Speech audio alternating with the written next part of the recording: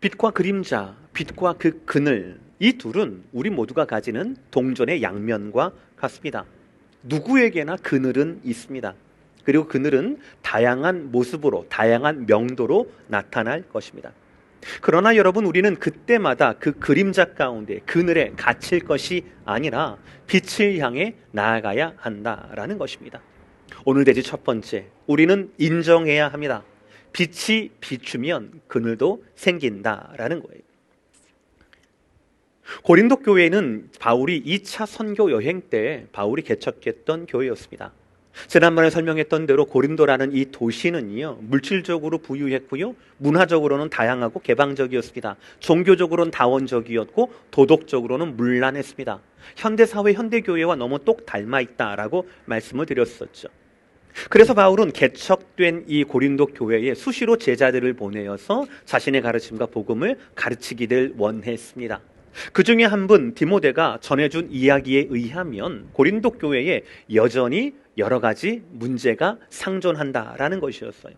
성도 간에 불화가 있었고요, 부도덕, 성적 부도덕이건 영적 부도덕이건 거기에서 출발한, 그러나 결국 복음을 제대로 이해하지 못해서 생기는 그런 문제들이었습니다. 이런 여러 가지 문제들과 이슈들에 대해서 성경적인 해답을 전해줘야 할 필요가 있었고, 그래서 쓴 편지가 바로 고린도전서입니다. 고린도전서를 받아들었던 고린도 교회인들은 대부분 회개하고 돌아왔습니다. 그러나 그 중에는 아직까지 돌이키지 않고 사도 바울뿐만 아니라 복음에게도 적대적인 세력들이 있었어요. 그래서 사도 바울은 재차 눈물의 편지를 디도를 통하여 보냅니다. 이 눈물의 편지는 지금은 유실되었습니다. 발견되지 않아요. 그런데 이 편지를 통하여, 이 편지는요, 사도 바울의 개인적이고 그리고 사도 바울의 교인을 향한 진심을 담은 편지였습니다. 그리고 사도 바울은 그 편지를 전해갔던 디도를 기다리고 있었어요. 눈물의 편지를 받았던 고린도 교인들의 그 반응이 너무너무 궁금했거든요. 그런데 어쩐 일인지 디도가 점차 늦게 도착하는 겁니다. 그래서 핍박을 피해서 또 사역지를 옮겨야 되는 바울하고 일정이 맞지 않아서 결국 만나지 못하게 됩니다. 그것이 고린도후서 2장 13절에 나오는데요, 내가 내 형제 디도를 만나지 못함으로 내 심령이 편하지 못하여 그들을 작별하고 마게도냐로 갔노라 라고 말씀하고 있어요. 그런데 마게도냐에서 결국 디도를 만나게 됩니다. 디도가 전해준 소식은, 이 바울이 기다렸던 소식은 큰 위로와 기쁨을 전해줍니다. 대부분이 회복되었다라는 소식이었거든요. 고린도후서 7장 5, 6, 7절 제가 있습니다. 우리가 마게도냐에 이르렀을 때에도 우리 육체가 편하지 못하였고 사방으로 환난을 당하여 밖으로는 다툼이요 안으로는 두려움이었노라. 그러나 낙심한 자들을 위로하시는 하나님이 디도가 옴으로 우리를 위로하셨으니 그가 온 것뿐 아니요 오직 그가 너희에게서 받은 그 위로로 위로하고 너희의 사모함과 애통함과 나를 위하여 열심히 있는 것을 우리에게 보고함으로 나를 더욱 기쁘게 하였느니라. 아멘. 디도에게 들었던 고린도 교인들의 회복에 대해서 너무너무 감사했어요.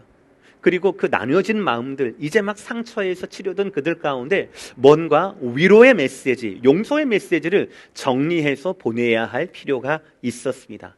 바로 그 목적으로 쓰여진 두 번째 편지가 바로 고린도 후서입니다. 그래서 고린도 후서 1장에는 위로의 메시지가, 2장에는 용서의 메시지가 그 주된 내용이에요. 오늘 본문입니다. 고린도 후서 2장 1, 2절 말씀. 내가 다시는 너희에게 근심 중에 나아가지 아니하기로 스스로 결심하였노니 내가 너희를 근심하게 한다면 내가 근심하게 한 자밖에 나를 기쁘게 할 자가 누구냐. 쉽게 아멘이 안 나오시죠? 잘 이해가 안 되실 거예요. 고린도 후서 말씀이 조금 어렵긴 해요. 그래서 아마 여러분들 지난주에 나왔던 다음 주 설교 본문이 있던 고린도 후서 2장 1절부터 6절이라고 제가 맨 처음에 설명해 드렸었는데 그걸 보면서 많이 읽으셨을 겁니다. 제대로 잘 이해가 안 가거든요. 저 또한 마찬가지입니다. 그래서 공동번역 성경의 도움을 좀 약간 빌릴 필요가 있어요. 오늘 본문에서 2절이 바로 1절의 이유입니다. 이렇게 얘기합니다. 여러분들이 바로 내 기쁨의 대상인데, 여기서 여러분들은 고린도 교인들이죠. 여러분들이 바로 내 기쁨의 대상인데 내가 여러분의 마음을 아프게 한다라면 나를 기쁘게 해줄 사람에게 슬픔을 안겨주는 셈이 되지 않겠습니까? 이것이 2절이에요. 그래서 1절입니다. 다시는 여러분들의 마음을 아프게 하고 싶지 않아서 여러분을 방문하지 않기로 한 것입니다. 라는 해명이었어요. 고린도 교인들은 아니 이렇게 문제가 많고 아니 이렇게 지금 교회가 막 너무너무 힘든데 왜 사도는 안 오는 겁니까? 온다고 했잖아요. 라고 하면서 사도 바울의 고린도 교회 방문이 왜 연기됐느냐에 대해서 궁금증을 가지고 있었거든요. 그 궁금증에 대해서 사도 바울이 나름 해명을 하게 된 거예요. 과거에는요, 이 고린도 교회 교인들과 사도 바울 사이에 굉장히 큰 긴장이 있었어요. 근데 한편 생각하면 어쩌면 당연한 긴장이었습니다. 왜입니까?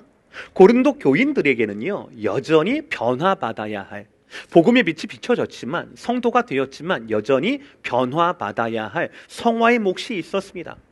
그리고 사도 바울은 사도였어요. 그들을 복음을 변화시키고 훈련시켜야 하는 책임이 있었어요. 그러니까 이 둘 사이에 현실교회 교인들과 현실교회 사도 가운데, 지도자 가운데는 갈등과 긴장이 내재되어 있던 겁니다. 물론 지금처럼 우리 팬데믹 상황처럼 온라인으로 여러분과 제가 이렇게 2월 21일 2부 예배로 같이 실시간으로 소통할 수 있는 툴이 있다면 너무나 좋겠죠. 오해가 쌓이지 않을 겁니다. 금방금방 해명할 수 있었으니까요. 근데 이런 툴도 없었잖아요. 게다가 사도 바울은 고린도 교회에만 목회자가 아니었어요. 순회 전도자였습니다. 자기가 원하는 대로가 아니라 핍박이 있으면 핍박을 피해야 됐고, 자기가 원하더라도 성령 하나님께서 인도하시면 하루아침에 사역지가 달라지는 것이 사도 바울의 현실이었어요. 그러니까 고린도 교인들이 원한다고 해서 언제나 고린도 교회를 향할 수가 없었던 현실입니다. 그러니 이 둘 사이엔 하나 둘씩 오해가 쌓이고 그 오해를 해명하기 위한 방문 계획은 점점 미뤄지고 불신이 쌓이는 일이 반복되는 겁니다. 그래서 결국에는 고린도 교인들에게는 불만이, 그리고 사도에게는 걱정되는 눈물의 근심을 서로에게 가지게 된 것이라는 거예요. 여러분, 복음은 빛과 같습니다. 복음이 아니라면요, 오늘 사도 바울이 괴로워할 이유도, 그리고 고린도 교인들이 불만이나 근심을 가질 이유도 없습니다. 복음의 빛 때문에, 사도이기 때문에, 성도이기 때문에 갖는 그림자, 그늘이라는 거예요. 그리고 이 그늘은 100% 우리 죄성의 흔적입니다. 우리는 이것을 먼저 인정해야 합니다. 그래서 우리에게 복음의 빛을 비추셨던 그 하나님께서 우리의 그늘에도 케어하시고 우리의 그늘에도 주님의 그 복음의 빛을 비추실 것을 기대하면서 우리의 근심을 내가 맡을 게 아니라 하나님께 맡길 줄 알아야 한다라는 거예요. 이것이 원리입니다. 저도 약점이 있을 수 있어요. 우리 교회도 약점이 내재될 수 있다라는 거예요. 그거를 먼저 인정해야 합니다. 목사가 아니라면 그런 약점이 제 뒷덜미를 붙잡을 일이 있겠습니까? 성도가 아니라면 그런 약점 때문에 여러분들 회개할 일이 있겠습니까? 아니라는 거예요. 복음의 빛 때문에 생기는 우리 자신의 죄성의 흔적이 우리의 그림자, 그늘이라는 거예요. 그런 갈등이 있을 때마다 우리는 상대방에게 뭐라고 말해야 된다고 말씀드렸습니까? 그냥 나 승질 들어온 거 아니까 알면 피하쇼, 이게 아니잖아요. 그때 뭐라고 말해야 된다고요? 우리는 결국 같은 결과를 바라고 있잖아요. 우리는 결국 같은 결과를 바라고 있지 않습니까? 복음의 빛이 우리의 앞뿐 아니라 우리의 뒤에도, 우리의 모든 것들 가운데도 성화하고 사도다운 사도, 성도다운 성도가 되는 것이 바로 복음 신앙 공동체 안에 있는 우리의 공동 목적이 아니겠습니까? 이걸 먼저 확인해야 한다는 것이죠. 여러분, 그렇습니다. 갈등과 근심 자체가 중요한 것은 아닙니다. 이것은요, 시선의 차이가 만들어내는 어쩔 수 없는 관계로 말미암아 만들어지는 그늘이 있어요. 갈등이 있어요. 이견이 있을 수 있다라는 것이죠. 그러나 저와 여러분이 바라봐야 할 것은, 집중해야 할 것은 그 그늘이 아니라 복음의 빛 자체입니다. 그늘이 아니라 빛에 집중해야 한다라는 거예요. 복음의 빛이 아니었다라면, 우리 하나님의 구원에 대한 부르심이 아니었다라면 우리는요, 인생 자체가 어둠이었잖아요. 인생 자체가 근심이었잖아요. 인생 자체가 걱정투성이었다고요. 옳은 대로, 바른 대로, 하나님의 부르심대로 살기보다는 힘센 대로, 마음대로, 승질대로, 욕망대로 살다가 죽는 것이 바로 저와 여러분이었다라는 거예요. 그러므로 사랑하는 성도 여러분, 우리는 먼저 인정해야 합니다. 빛이 비추니까 그림자가 있다라는 거예요. 사도로서, 성도로서의 우리의 근심과 걱정과 눈물은 복음의 빛 때문에 생기는 것이라는 거예요. 이것을 먼저 인정해야 그 그늘을 우리는 극복할 수 있다라는 것이에요. 그럼 여러분, 이 그늘을 어떻게 극복할 수 있겠습니까? 두 번째 메시지예요. 어둠은 빛으로만 이길 수 있다라는 사실이에요. 따라합시다. 어둠은 빛으로만 이길 수 있습니다. 시작. 어둠은 빛으로만 이길 수 있습니다.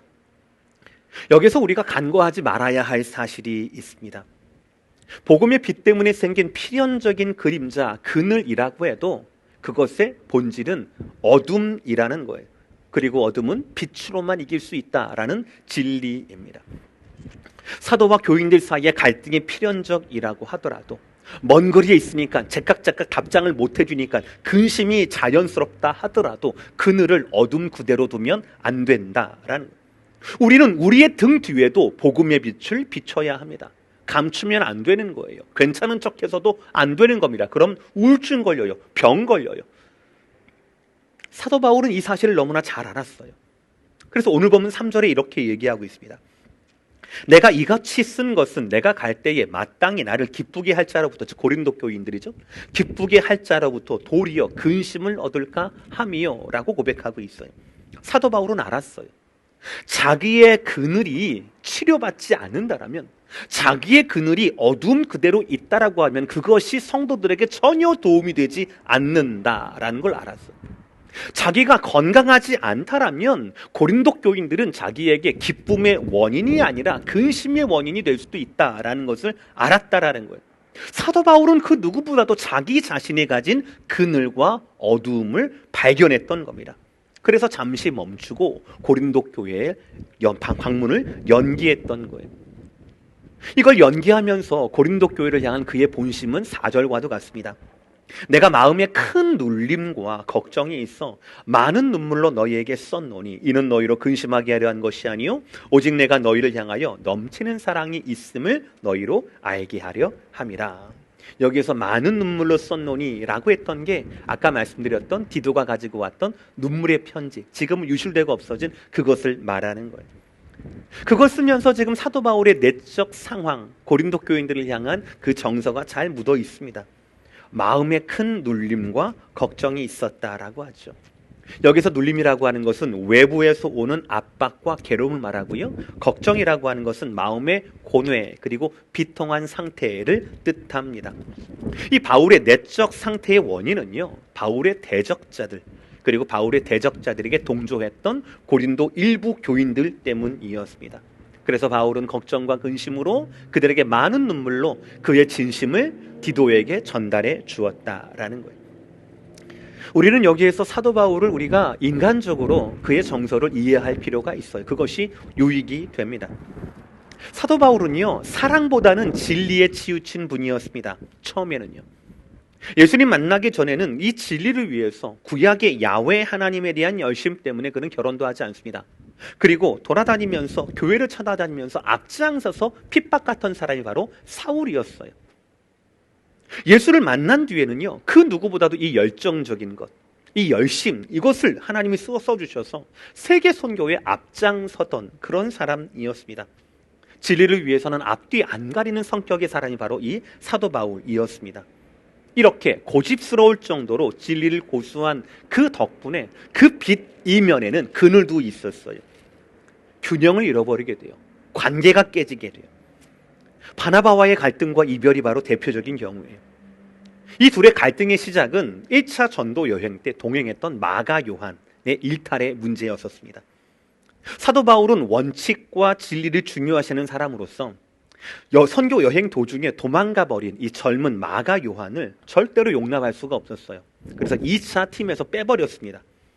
그런데 바나바는 좀 달랐어요. 접근이 달랐어요.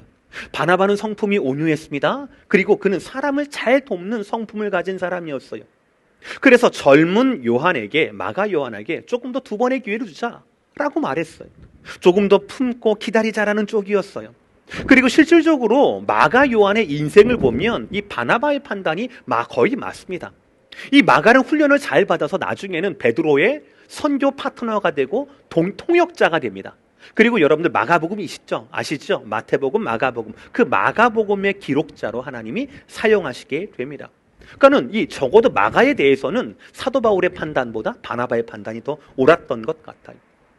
게다가 이 사도 바울과 바나바 이 둘의 견해 차이를 더욱더 벌릴 수밖에 없었던 사실이 있었는데, 바나바가 마가의 숙부였다라는 거예요. 그러니까 마가 요한이 바나바의 외조카였어요. 그러니까 바울의 입장에서는요, 마가의 문제가 마가만의 문제가 아니었던 거예요. 선교지에서 정확한 복음을 전하려면, 진리를 전달하려면 목숨 걸고 전달하는데, 그러려면 선교지 사람들에게 선교팀 전체의 리더십이 신뢰가 있어야 될 것 아니겠습니까? 그런데 바나바의 친척인 마가 요한의 미숙함, 그거 실수하면 어떡해요? 그러면 그의 실수와 미숙함 때문에 선교팀 전체가 위험 요소를 가지고 있을 순 없을 거다라는 판단을 아마 사도 바울은 했을 거라고 생각을 합니다. 이해가 되시지 않습니까, 여러분들? 바나바도 이해가 돼요. 사도 바울도 이해가 됩니다. 솔직히 말해서 바나바에게는요, 몇십 년 전에 마가 요한이 지금 사도 바울이었어요. 그러니까 바나바가 사도 바울에게 예루살렘 그 사도들을 연결시켜주고 사역으로 연결시켜주고 안디옥 교회를 연결시켜준 게 누구였습니까? 바로 바나바였어요. 그럼 바나바 입장에서는요, 사도 바울이나 마가 요한이나 거기였던 거예요.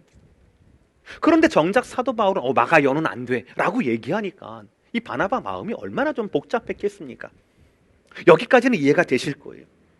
젊은 성도의 일탈과 미성숙을 우리가 어떻게 대해야 할 것인가, 이것은 바울의 성격과 경험, 바나바의 성격과 경험, 이 모든 이 판단은 다를 수가 있지요. 이해할 수가 있는 겁니다. 그런데 여러분 잘 들으세요. 그런데 이 다름이 분쟁의 이유가 되면 안 되었다라는 거예요. 근데 바울은 여기서 실수하게 됩니다. 사도행전 15장 39절 말씀, 서로 심히 다투어 피차 갈라서니 바나바는 마가를 데리고 배 타고 구브로로 가고 라고 되어 있어요. 이 사건 이후로 다시는 바울과 바나바가 함께 이름이 등장하지 않습니다. 물론 넓게 보면 이것도 하나님의 진리예요. 하나님의 섭리입니다.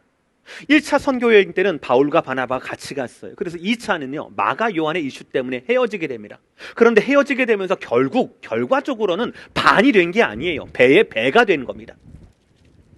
말씀드린 대로 바나바는 마가와 함께 자기의 고향인 구브로로 가서 더 온전히 다 양육을 하게 됩니다. 그래서 마가는 나중에 베드로의 통역과 베드로의 선교 파트너가 되고 마가 복음을 기록하게 돼요. 더 성숙하게 된 겁니다.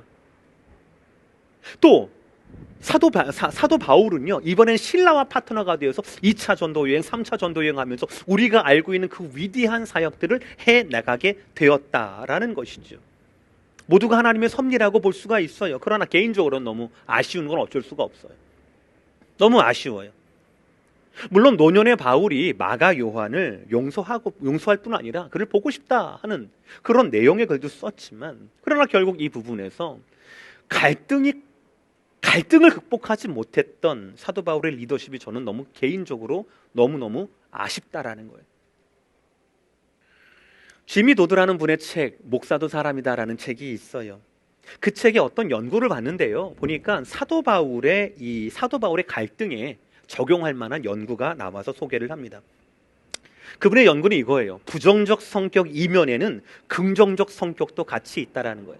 그러니까 부정적, 긍정적 두 개 따로 있는 게 아니라 하나가 제대로 보면은 긍정적 성격이고 잘못 사용되면 부정적 성격이라는 거죠.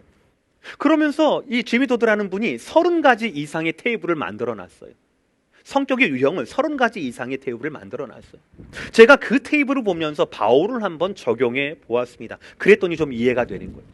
저는 30가지가 넘는 그 분류 중에서 제가 바울에 대해서 해당하는 거 4가지였습니다.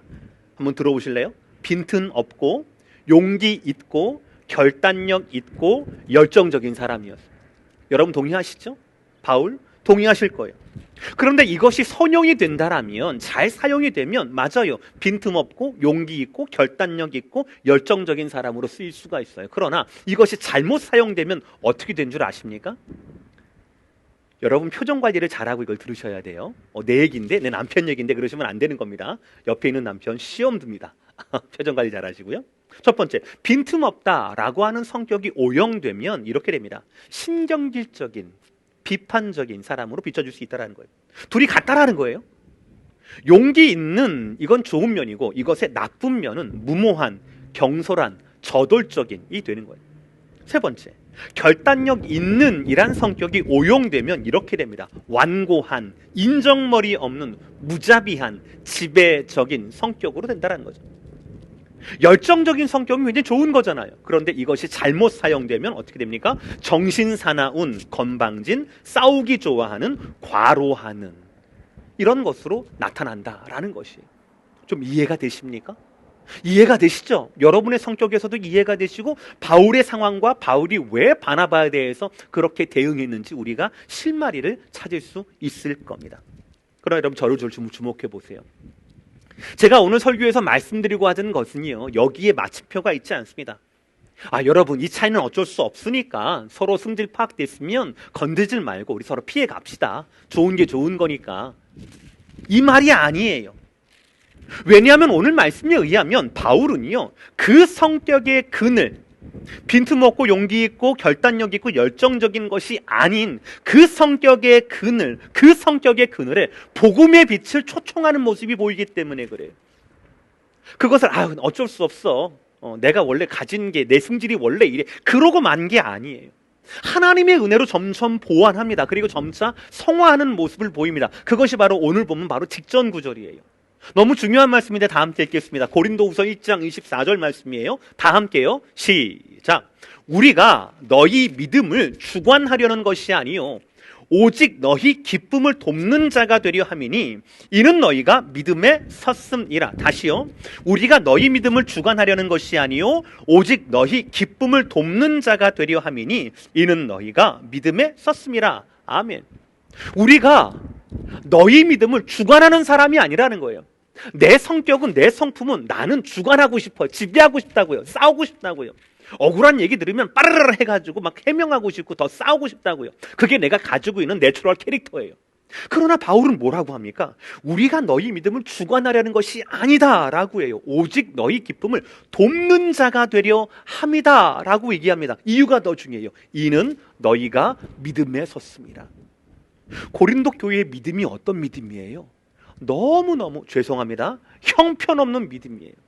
성숙한 믿음이라면 그들 가운데 법적 분쟁이 나와가지고 교회 안에서 해결이 안 돼가지고 밖에까지 그렇게 세상 법적에 호소를 하겠습니까? 성숙한 믿음이라면? 그런데도 불구하고 바울은 지배하고 싶었던 그의 내추럴본, 그 성격을 내려놓고 우리는 너희의 기쁨을 돕는 자다.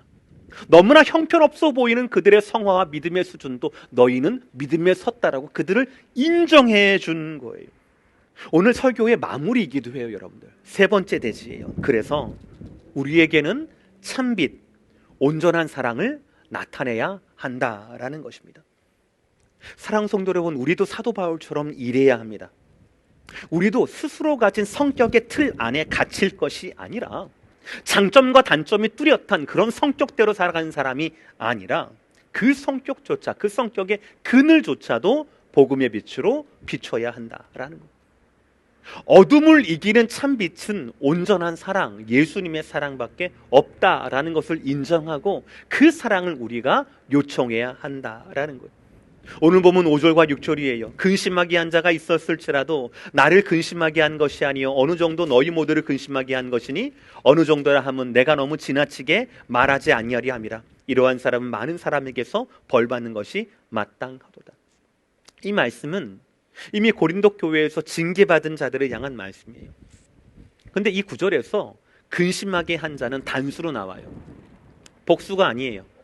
물론 이 단수라고 하는 것이 한 사람일 수도 있고요, 그 그룹의 대표자일 수도 있습니다. 근데 분명한 것은 근심하게 한 사람, 소요를 일으킨 사람, 분쟁을 일으킨 사람은 이미 교회로 말미암아 치리를 받았다라는 거예요. 그러니까 치리를 받으려면 어떻게 하는 겁니까? 분명한 과정을 거쳤을 거예요. 과연 우리 교회 가운데 근심을 가졌다 준 사람이 누구냐? 구체적으로 그가 어떤 잘못을 했는가가 규명이 됐다라는 거예요. 그래서 이러한 사람은 많은 사람에게서 벌 받는 것이 마땅하도다라고 이야기를 할 수 있었겠죠. 근데 여러분 주의하세요. 바울의 말씀은 6절에서 끝나지 않습니다. 벌 받아 마땅하다. 매몰차게 얘기하지 않아요. 바울은요, 여기에서 한 걸음 더 나아갑니다. 자기의 그림자, 자기의 그늘에게도 복음의 빛이 필요했듯이, 그래서 지배하려 하지 않고 내가 너희를 도우려고 한다라고 고백했듯이 바울은요, 그를 핍박하고 근심하게 했던 자들, 그 눈물을 쏟게 했던 그들에게도 자기처럼 복음의 빛이, 사랑이 필요하다라고 말하고 있는 거예요. 오늘 7절과 8절 말씀이에요. 그런즉 너희는 차라리 그를 용서하고 위로할 것이니 그가 너무 많은 근심에 잠길까 두려워하노라.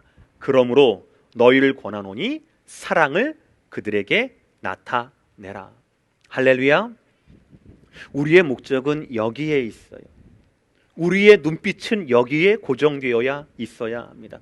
바울을 공격하고 금심케 했던 그들이 분명한 죄가 밝혀졌고 정죄를 받았습니다. 그럼에도 바울은 그들을 복음으로, 사랑으로 놓지 않았습니다. 끝까지 그들을 위로해야 한다. 오히려 그들을 용서해야 한다. 오히려 그들에게 사랑이 충만하게 부어져야 한다라고 요청을 하고 있어요. 사랑하는 성도 여러분, 복음의 빛을 향한 우리는 그 복음의 빛으로 우리의 그늘조차 정복해야 합니다. 근심의 공동체에서 사랑의 공동체로 우리 가족 공동체를, 우리의 신앙 공동체를, 우리 교구를, 우리 교회를 돌려놔야 합니다. 이것이 중요해요. 여러분 가족과 여러분 주위에 신앙과 인격이 덜 성숙한 그런 성도나 가족이 계십니까? 그럼에도 불구하고 계속해서 그분들에게 영향을 끼치고 그분들을 섬기고 인도해야 합니까? 그렇다면 오늘 말씀을 가슴속에 새기시기를 바랍니다. 용서와 위로를 준비하시기를 바랍니다. 복음으로 온전한 사랑의 빛으로 하나님의 섭리가 있을 때, 하나님의 때가 있을 때 그들의 그늘을 이해하시면서도 그 그늘도 예수님의 사랑의 빛으로 감싸주시기를 주의 이름으로 축복합니다. 데살로니가후서 3장 15절 말씀이에요. 그러나 원수와 같이 생각하지 말고 형제같이 권면해라. 이건 누구냐면 대적자들을 향한 바울의 메시지예요. 무슨 말이에요? 바울을 반대하고 바울을 핑계대고 복음에 대항하는 그런 대적자들은요, 인격과 신앙이 미성숙한 사람들, 그러나 소요를 일으키는 사람은요 어디에나 있다라는 거예요. 고린도 교회에도 있다라는 거고요. 방금처럼 데살로니가 3장 15절처럼 데살로니가 교회에도 있다라는 겁니다. 어느 교회, 어느 가정이나 어느 공동체에나 그런 사람들은 있다라는 거예요. 우리 눈물과 우리 근심의 대상, 갈등을 일으키는 사람은 어디에나 있다라는 거예요. 그러나 그들을 정죄하면 안 되는 거예요. 그들을 암덩이처럼 아우 좀 갔으면 좋겠어, 이러면 안 된다라는 거죠. 왜입니까? 우리는 사랑의 공동체니까요. 가정과 신앙 공동체 안에서 얼마든지 다른 의견과 견해 차이는 가능합니다. 그러나 한 가지, 그 다름 또한 복음의 빛 아래에 놓여야 한다는 것을 기억하셔야 합니다. 인간 이기에 가지는 당연한 약점, 공동체 이기에 가지는 당연한 오해에도 불구하고 복음의 빛은 어디에나 누구에게나 필요하다라는 거예요. 그래서 서로가 서로를 지배하려 하지 않고 서로가 서로를 복음의 이유로 섬겨야 한다라는 겁니다. 그래서 저나 여러분이나 여러분의 자녀나 우리 모두에게 참빛, 온전한 사랑의 주님이 필요하다라는 메시지입니다. 사랑하는 성도 여러분, 주님 안에서 더욱더 성숙한 사랑으로, 성숙한 신앙인으로 자라가게 되기를 주의 이름으로 말씀으로 축복합니다.